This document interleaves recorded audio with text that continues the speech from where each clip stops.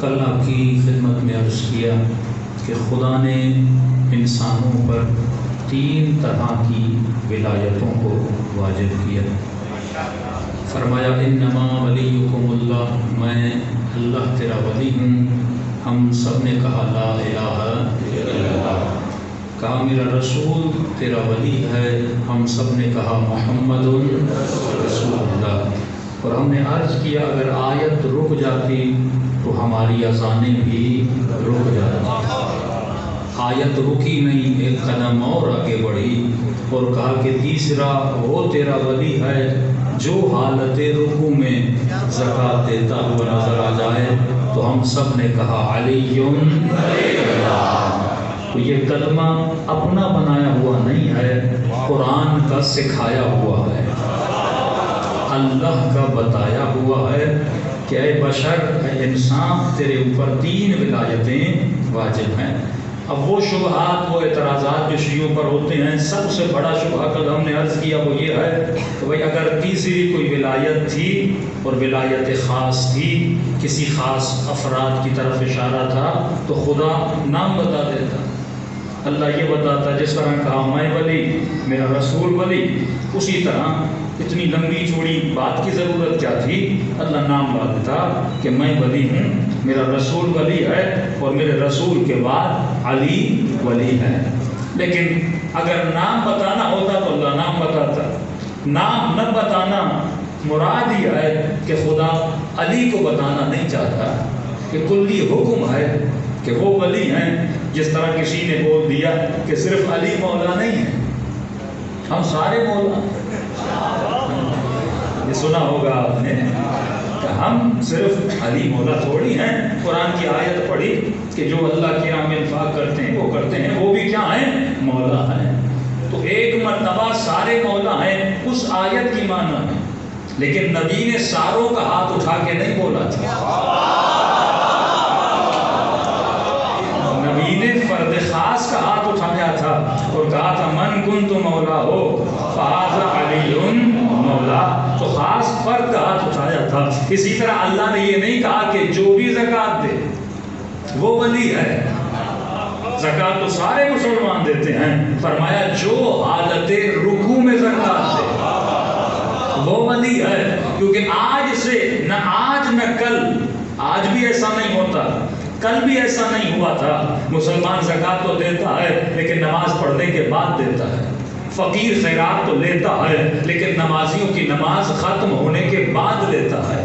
آج بھی کسی فقیر کو یہ خیال نہیں آتا کہ نمازی حالت نماز میں ہے، جماعت میں ہے، میں بیچ میں جا کے کہوں خیرات دو، اسے پتا ہے یہ حالت نماز میں ہے، نماز توڑ نہیں سکتا، نماز کے بیچ میں خیرات کیسے دے گا؟ لیکن کل میں نے عرض کیا کہ تاریخ جب اس واقعے کو لکھتی ہے تو خود بیان کرتی ہے کہ فقیر کا مزاج بھی الگ تھا، نمازی کا مزاج بھی الگ تھا۔ لگ ایسے رہا تھا کہ فقیر نمازی کے مزاج کو جانتا ہے اور نمازی فقیر کو جانتا ہے۔ اور کسی نے کہا کیوں نہ جانتا؟ کیونکہ مانگنے والا جبرائیل تھا، دینے والے علی تھے۔ تو اللہ نے کیا بتا دی؟ صفت بتا دی۔ اس بات کو ذہنوں میں بٹھا دیجئے۔ بہت سارے مسئلے جو شیعہ سنی کے درمیان ہیں، کبھی یونیورسٹی جاتے ہو، کبھی کالج جاتے ہو، اور وہ جو نعرہ مارتے حسبنا کتاب اللہ، ہمارے لیے کتاب کافی ہے، تو شیعہ پریشان ہو جاتا ہے مولانا یہ دلیل قرآن سے مانگ رہا ہے، اب میں قرآن سے کیسے ثابت کروں کہ اللہ کے نگاہ میں یزید لعنتی ہے؟ میں قرآن سے کیسے ثابت کروں کہ جنہوں نے یہ کیا ان وہ لعنت کے حقدار ہیں؟ تو میں نے کہا صفت کو سمجھ جاؤ، خدا نام نہیں بتاتا، خدا صفت بتاتا۔ یہاں پر صفت بتائی، وہ اس صفت والا ہوگا جو حالت رکوع میں زکوٰۃ دے گا۔ اور جب آئے تطہیر کو بیان کیا وہاں پر بھی 2 صفات بتائیں کہ یہ رجس سے دور ہوں گے اور رجس ان سے دور ہوگا، نہ یہ نجاست کے قریب جائیں گے نہ نجاست ان کے قریب جائے گی۔ اب جو بھی اہل بیت والا دعویٰ کرے پہلے یہ دیکھنا نجاست کے قریب ہے کہ نہیں ہے۔ تو صفت نام سے زیادہ اسٹرانگ ہوتی ہے۔ 100 لوگوں کا نام محمد ہو سکتا ہے لیکن محمد والی صفت ایک بندے میں شاید ہو۔ 100 لوگوں کا نام علی ہو سکتا ہے لیکن علی والی صفات بہت سارے کم لوگوں میں۔ ہزاروں نبی کے صحابی ہو سکتے سلمان جیسا ایک ہوتا ہے۔ صحابی تو صحابی ہے، لیکن اس میں صفت دیکھو، قرآن کہتا ہے اصحاب النار و اصحاب الجنہ، خدا صفات کو بیان کرتا ہے۔ تو یہ جنگ جو ہے یہ جنگ صفت ہے کہ میں نے کہا کہ نبی نے میدان خیبر میں نام نہیں بتایا تھا۔ جناب عمر کا میں نے کل جملہ کوٹ کیا، کہتے پوری زندگی حسرت رہی کہ یہ لقب مجھے مل جائے۔ کون سا لقب تھا؟ کہ جو لقب علی کو ملا تھا، وہاں پر بھی صفت بیان کی۔ میں نے کہا نبی نے یہ نہیں کہا کہ کل میں علم علی کو دوں گا۔ بڑا آسان تھا، جملہ بول دیتے، مسلمانوں کی حیرتوں کو آباد کر دیتے، بولتے کل میں علم کسے دوں گا؟ علی کو دوں گا۔ یہ نہیں بولا علی کو دوں گا، صفت بتائی، کل علم اسے دوں گا جو مرد ہوگا۔ صفت ہے نا، یا رسول اللہ نام بتا دیں، یہ کیا چکر ہے؟ مرد ہوگا، قرار ہوگا، غیر قرار ہوگا۔ صفت کا مجھے پتہ، میں ان کو جانتا ہوں، اگر میں نام بتاتا یہ اعتراض کرتے۔ آج تک کسی مفتی نے بھی اعتراض نہیں کیا کہ نبی نے اس کو کیوں نہیں دیا، فلاں کو کیوں نہیں دیا۔ وہ جانتے تھے نبی نے صفت بتا دی تھی، کل اسے دوں گا جو مرد ہوگا، جو قرار ہوگا، جو غیر فرار ہوگا، جو اللہ سے محبت کرتا ہوگا۔ یہ آخری صفت تھی جس کے لیے حسرت کھا رہے تھے جناب عمر کہ یہ صفت مجھے مل جاتی، جو اللہ سے محبت کرتا ہوگا اور اللہ اس سے محبت کرتا ہوگا۔ کسی نے کہا عمر مجھے اتنی حسرت کیوں تھی، یہ صفت مجھے مل جاتی؟ کہ ہم سب اللہ سے محبت کرتے ہیں، پر یہ یقین نہیں وہ بھی کرتا ہے کہ نہیں۔ یہ بس علی مرتضیٰ کے لیے بولا تھا، اللہ سے محبت کرتا ہوگا اور اللہ اس سے محبت کرتا ہوگا۔ تو نبی نے صفت بتائی اور پوری رات کا وقت دیا کہ جس میں صفت ہے تو آئے۔ علم تو تیار تھا، جس میں صفت ہے آج آئے۔ علم تو تیار ہے، نبی اس کے ہاتھ پہ علم دیتے۔ تو میرے عزیز قیامت میں بھی یہی منظر ہوگا۔ ہاں جنت میں شیعہ جائیں گے، لیکن مولا جب صفت بیان کریں گے کہیں ایسا نہ ہو تو کھرے کا کھرا رہ جائے۔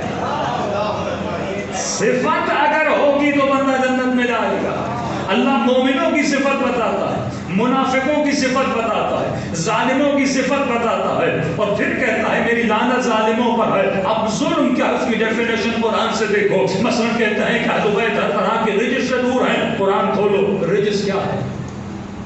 رجس کیا ہے؟ کبھی کہا جھوٹ رجس ہے، کبھی کہا شرک رجس ہے، کبھی کہا فلاں جانور کا گوشت رجس ہے۔ یہ تمام تر چیزیں اللہ بتاتا ہے یہ رجس ہے۔ اب اگر ان میں سے کوئی بھی صفت میرے اندر ہے تو رجس تو اہل بیت کے قریب نہیں جاتا۔ اگر رجس آ جائے بندے میں، اسی طرح منافقوں کی صفت ہے، اسی طرح مومنوں کی صفات ہے، اسی طرح نہج البلاغہ اٹھاؤ، صفات متقین جو مولا علی بتاتے ہیں۔ تو فرمایا اے انسان، یہاں جنگ فرد کے ساتھ نہیں ہے، جنگ صفات کے ساتھ ہے۔ کہ فرمایا مثلی لا یبایع مثل یزید، حسین جیسا یزید جیسوں کی بیعت نہیں کرے گا۔ یہ مقابلہ صفات کا ہے، افراد کا نہیں ہے۔ تو یہاں دو فکر والے مسلم بنے، ایک شیعہ یا مولائی یا محب وہ بنا جو یزید پہ لعنت کرتا رہا، یزید سے نفرت کرتا رہا۔ ارے یزید تو مر چکا ہے، اگر تو حسین کی فکر کو سمجھ جاتا، مولا کا اشارہ یزید کی طرف نہیں ہے، اس فیکٹری کی طرف ہے جو یزید بناتی ہے۔ یزید تو مر چکا نا، مٹی کے منوں کے نیچے لمحہ بلمحہ یزید پر اللہ کا عذاب نازل ہو رہا ہے۔ لیکن سوال یہ ہے کیا یزیدی مر چکے ہیں؟ نہیں، کیونکہ وہ فیکٹری ابھی تک یزید بنا رہی ہے۔ اور فرمایا مثلی، حسین جیسے، اور ایک فیکٹری اور بھی ہے جو حسینی بنا رہی ہے۔ اب اگر دشمن ہوشیار ہو تو فیکٹری کو مارے گا، اگر شیعہ ہوشیار ہو تو فیکٹری کو ختم کرے گا جس کا کام یزید بنانا ہے۔ ورنہ آپ نے دیکھ لیا کہ انہوں نے کتنے شیعوں کو مارا، لیکن کیا شیعہ ختم ہو گئے؟ شیعہ کتنے بھی مر جائیں، فیکٹری تو پھر بھی شیعہ بنا رہی ہے۔ تو اصل جو جنگ ہے وہ مرکز سے ہے، اصل جو جنگ ہے وہ کارخانے سے ہے، اگر تیرا کارخانہ مضبوط ہے تو حسینیت کبھی ختم ہو ہی نہیں سکتی. اور ویسے ہی حسینیت کا وعدہ اور اس کی بقا کی قسم اہل بیت نے کھائی ہوئی ہے، کیونکہ حق کبھی ختم نہیں ہوتا. باطل جھاگ کی طرح ہے، اس کا کمال باطلی ہے کہ وہ حق کے اوپر جھاگ چڑھا دیتا اور دیکھنے والے کو لگتا ہے کہ حق نہیں ہے، جھاگ ہی جھاگ ہے. لیکن مولا فرماتے ہیں یہ وقت ثابت کرتا ہے، کیونکہ جھاگ فنا کی طرف جاتی ہے، حق بقا کی طرف جاتا ہے. تو ہمیشہ باقی ہے. صلوات پڑھے محمد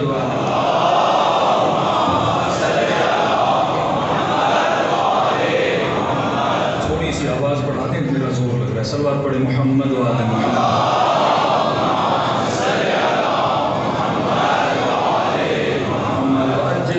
ابھی تو ایک ہے نظریہ، ایک ہے عمل، ایک ہے ولایت نظری، ایک ہے ولایت عملی. تھوڑا سا کم کرتے ہیں، مٹ میں رکھیں. صلوات پڑھے محمد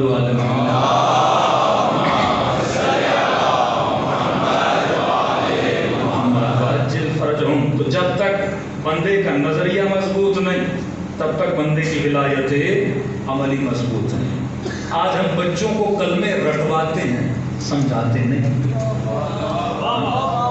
مولوی کے پاس بھیج دیا، بچہ گھر آتا ہے، کیا پوچھنا بیٹا کیا سیکھ کے آئے؟ کہتے بابا لا الہ الا اللہ محمد رسول اللہ علی ولی اللہ و خلیفتہ بلا حسن. بچوں کو طوطا نہ بناؤ. یہ کوالٹی تو طوطے میں بھی ہے نا.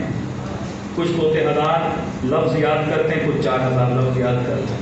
تو اگر بچوں کو طوطا بناؤ گے تو ان کو نہ علی سمجھ میں آئے گا، نہ اللہ سمجھ میں آئے گا، نہ رسول سمجھ میں آئے گا. اسی لیے اصول دین میں تقلید حرام ہے، فروع میں تقلید واجب ہے. فروع میں بھی تب واجب ہوتی ہے جب اصول سمجھ میں آ جائے. جب وہ چیز سمجھ آتی ہے تو آٹومیٹیکلی فروع میں تقلید واجب ہو جاتی ہے. مثلا اگر اللہ سمجھ میں آ گیا، اب اللہ کا کلام اور اس پر عمل کرنا تیرے اوپر واجب ہو جاتا ہے. جب تم نے مان لیا کہ رسول کے بعد میرا ولی علی ہے تو اس کے بعد مولا علی کی اطاعت کیا ہو جاتی ہے؟ واجب ہو جاتی ہے. تو اب 2 ولایتیں تیری، ایک ولایت نظری، ایک ولایت عملی. نظری ولایت یہ زبان سے جملوں کا ادا کرنا، یہ نظریہ ہے. لا الہ الا اللہ نظریہ ہے، محمد رسول اللہ نظریہ ہے، علی ولی اللہ نظریہ ہے. کہ میں نے کل کہا کہ پاکستان کا مطلب کیا؟ اب یہ نظریہ ہے. لیکن سوال یہ ہے کہ کیا پاکستان میں لا الہ الا اللہ نظر بھی آتا ہے؟ عمل میں اس کی پارلیمنٹ میں لکھا تو ہوا ہے بڑا لا الہ الا اللہ، لیکن جب قوانین پاس ہوتے ہیں کہ لا الہ الا اللہ کے مطابق ہوتے ہیں، کیا اس ٹی وی پہ جو وقفے آتے ہیں وہ لا الہ الا اللہ کے مطابق ہوتے ہیں؟ تو نظریے رکھنے سے قومیں آباد نہیں ہوتی، اس نظریے پہ عمل کرنے سے قومیں آباد ہوتی ہیں. یہ کہنا آسان ہے کہ ہمارا قانون، صلوات پڑھے محمد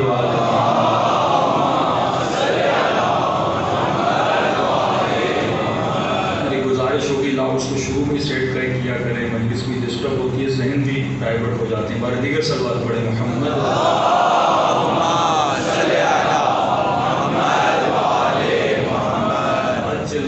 تو نظریہ اگر مضبوط ہے تو بندے کا عمل بھی مضبوط ہے. نظریہ اگر کمزور ہے تو بندے کا عمل بھی کمزور ہے. اب رسول خدا کی جگہ سے گزر رہے تھے، ایک بوڑھی خاتون پہ نگاہ پڑی. کہ خاتون اللہ کو مانتی ہو؟ کہتی ہاں یا رسول اللہ میں اللہ کو مانتی ہوں. اگر مانتی ہو تو مجھے دلیل. نظریہ مضبوط ہوتا ہے دلیل سے، باتوں سے مضبوط نہیں ہوتا. کہ میری یہ ضد رہے کہ یا علی مدد کہو اور کل کوئی پوچھے علی مدد کرتے ہیں تو کیسے کرتے ہیں، جواب یہ ملے کہ اماں نے بولا تھا، اماں نے سکھایا تھا. یہ جواب نہیں ہے، یہ طوطے والا نظریہ ہے. نظریہ وہ مضبوط جس کے لیے بندہ کیا رکھے؟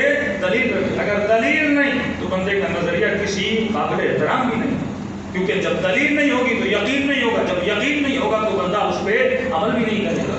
تو رسول نے اس بوڑھی خاتون سے پوچھا ہے خاتون یہ بتا اللہ کو مانتی ہو؟ ہاں یا رسول اللہ. کہ اگر مانتی ہو تو مجھے کوئی دلیل. سارے اصحاب کھڑے ہیں.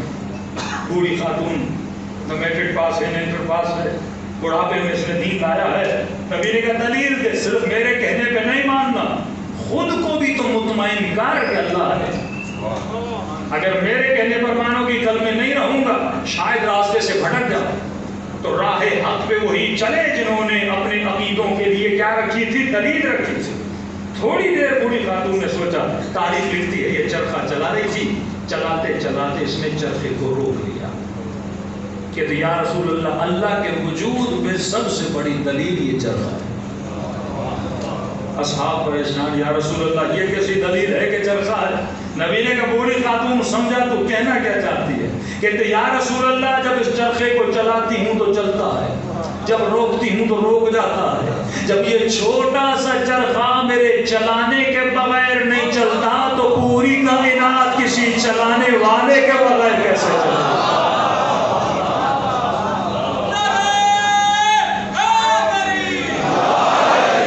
तो उसने छोटी सी दलील देकर अपने वजूद को मुतमईन कर दिया। तो नजरिए दलीलों से मजबूत होते हैं, जब तक दलील नहीं तब तक बंदे का नजरिया मजबूत नहीं। तो पहला स्टेज नजरियों को मजबूत करने के लिए बच्चों को दलीलें पढ़ाओ, जवानों को दलीलें सिखाओ। ये बच्चा जब यूनिवर्सिटी जाता है, कभी सेकुलरिज्म का हमला, कभी लिबरलिज्म का हमला, और कोई जमाना था कम्युनिज्म का हमला, कभी इंडिया से कोई ऐसे लोग होते, कोई ओशो का हमला, ऐसे ऐसे अकायद बच्चे यूनिवर्सिटी में जाते हैं, इनके जहनों को क्या किया जाता है, गुमराह किया जाता है। अब अक्सर मुस्लिम बच्चे जब यूनिवर्सिटीज में जाते हैं या वेस्टर्न वर्ल्ड में जाते हैं, उनकी यूनिवर्सिटी में पढ़ने जाते हैं, तो 60 to 70% बच्चे राह हक से हट जाते हैं। वालिदैन को कहते हैं आपको समझ ही नहीं है दुनिया कहाँ है, आप दुनियानूसी सोच रखकर बैठे हैं।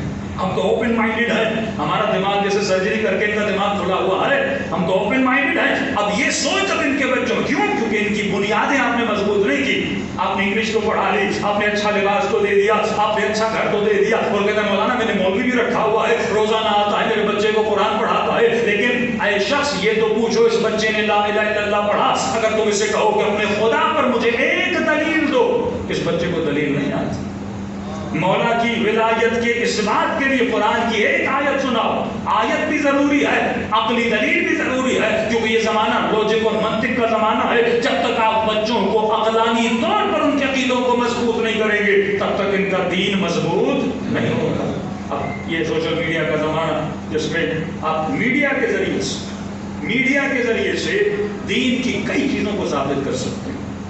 मिसाल के तौर पे एक एक्सपेरिमेंट अमेरिका में या पता नहीं कनाडा में कुछ लोगों ने किया, जिसके